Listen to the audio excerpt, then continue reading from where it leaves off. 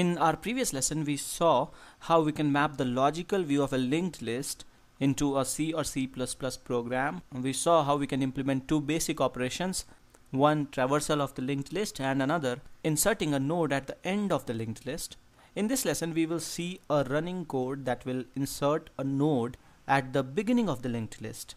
So let's get started. I will write a C program here. The first thing that we want to do in our program is that we want to define a node. A node will be a structure in C. It will have two fields, one to store the data. Let's say we want to create a linked list of integers, so our data type will be integer. If we wanted to create a linked list of characters, then our type would be character here. So we will have another field that will be pointer to node that will store the address of the next node. We can name this variable link, or some people also like to name this variable next because it sounds more intuitive. This variable will store the address of the next node in the linked list. In C, whenever we have to declare node or pointer to node, we will have to write struct node or struct node star. In C++, we will have to write only node star. And that's one difference. Okay, so this is the definition of our node.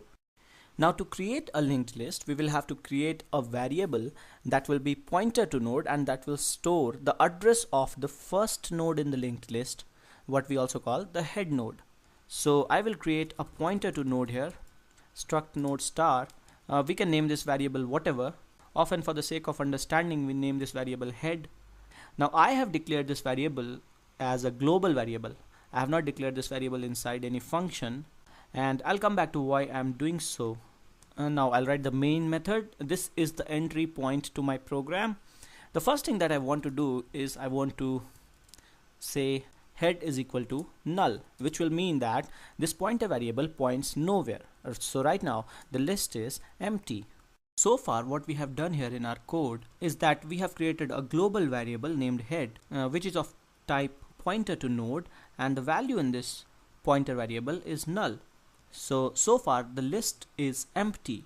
Now what I want to do in my program is that I want to ask the user to input some numbers, and I want to insert all these numbers into the linked list. So I'll print something like how many numbers. Let's say the user wants to input n numbers, so I'll collect this number in this variable n, and then I'll define another variable I to run the loop. And so I'm running a loop here. If it was C++, I could declare this integer variable right here inside the loop. Now I'll write a print statement like this, and I'll define another variable x, and each time I'll take this variable x as input from the user. And now I will insert this particular number x, this particular integer x, into the linked list by making a call to the method insert. And then each time we insert, we will print all the nodes in the linked list, the value of all the nodes in the linked list, by calling a function named print. There will be no argument to this function print. Of course, we need to implement these two functions, insert and print. Let me first write down the definition of these two functions. So let us implement these two functions, insert and print. Let us first implement the function insert that will insert a node at the beginning of the linked list. Now in the insert function, what we need to do is we first need to create a node. In C, we can create a node using malloc function. We have talked about this earlier. Malloc returns a pointer to the starting address of the memory block. We are having to typecast here because malloc returns a void pointer, and we need a pointer to node, a variable that is pointer to node. And then only if we dereference using an asterisk sign, then we will be able to access the fields of the node. So the data part will be x, and we have an alternate syntax for this particular syntax. We could simply write something like temp and this arrow, and it will mean the same thing, and this is more common. With these two lines in the insert function, all we are doing is we are creating a node. Let's say we get this node, and let's assume that the address that we get for this node is 100. Now there is a variable temp where we are storing the address. We can do one thing. Whenever we create a node, we can set data to whatever we want to set, and we can set the link field initially to null, and if needed we can modify the link field. So I'll write one more statement, temp.next is equal to null. Remember, temp is a pointer variable here, and we are dereferencing the pointer variable to modify the value at this particular node. Temp will also take some space in the memory. That's why I have shown this rectangular block for both the pointer variables head and temp.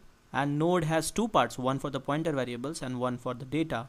So this part, the link part, is null. We can either write null here or we can write it like this. It's the same thing. Logically it means the same. Now if we want to insert this node in the beginning of the list, there can be two scenarios. One, when the list is empty, like in this case. So the only thing that we need to do is we need to point head to this particular node instead of pointing to null. So I will write a statement like head is equal to temp, and the value in head now will be address 100. And that's what we mean when we say a pointer variable points to a particular node. We store the address of that node. So this is our linked list after we insert the first node.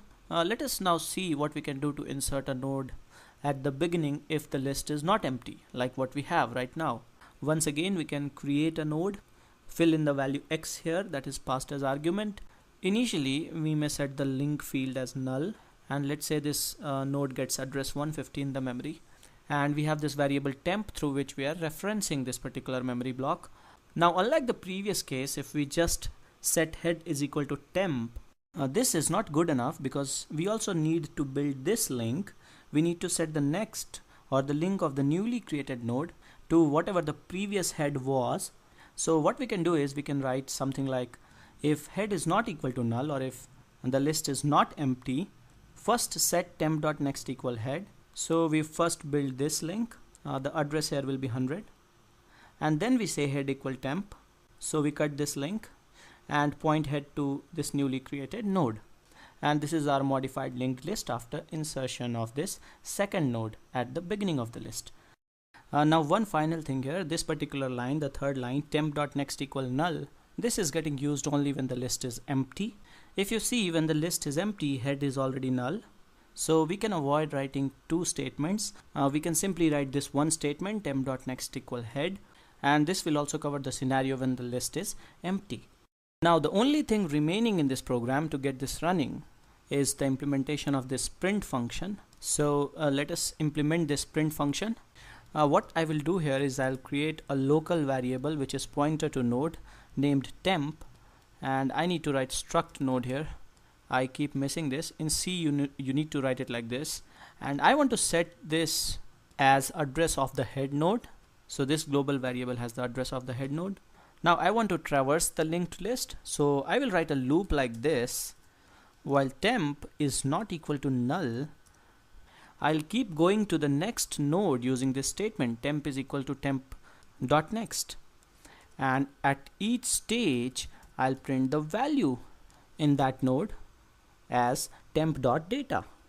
Now I'll write two more print, one outside this while loop and one outside after this while loop to print an end of line. Now why did we use a temporary variable? Because we do not want to modify head, because we will lose the reference of the first node. So first we collect the address in head in another temporary variable, and we are modifying the addresses in this temporary variable using temp is equal to temp.next to traverse the list. Let us now run this program and see what happens. So this is asking how many numbers you want to insert in the list. Let's say we want to insert 5 numbers. Initially the list is empty. Let's say the first number that we want to insert is 2.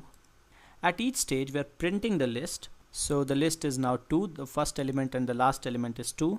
We will insert another number. The list is now 5 2. 5 is inserted at the beginning of the list. Again we inserted 8, and 8 is also inserted at the beginning of the list. Okay, let's insert number 1. The list is now 1852.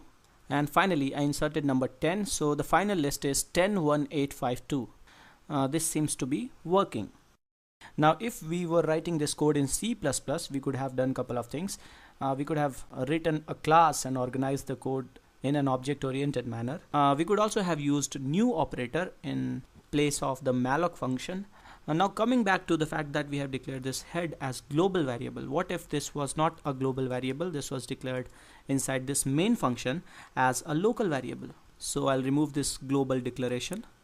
Now this head will not be accessible in other functions, so we need to pass address of the first node as argument to other functions, to both these functions, print and insert.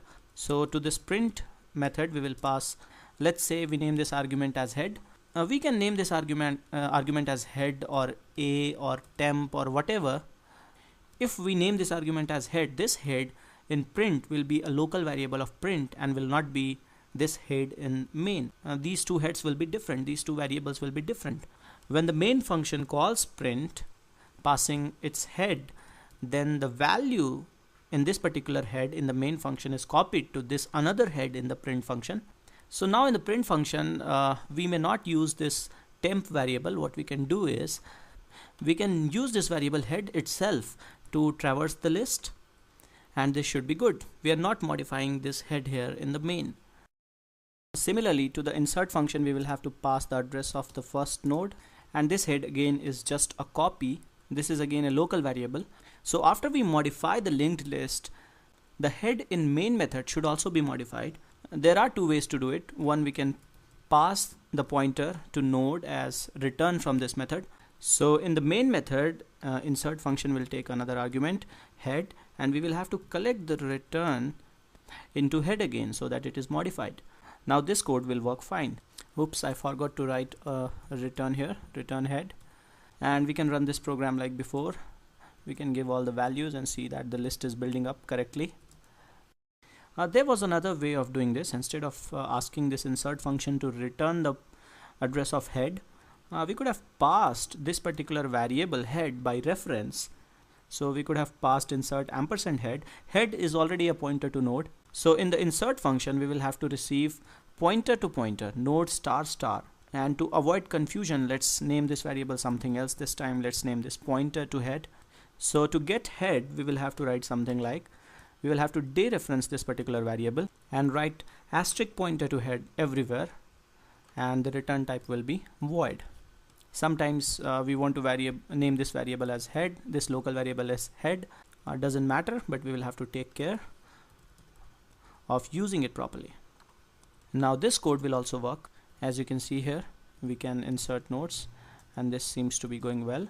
If you do not understand these concepts of scope, you can refer to the description of this video for additional resources. So this was inserting a node at the beginning of the linked list. Thanks for watching.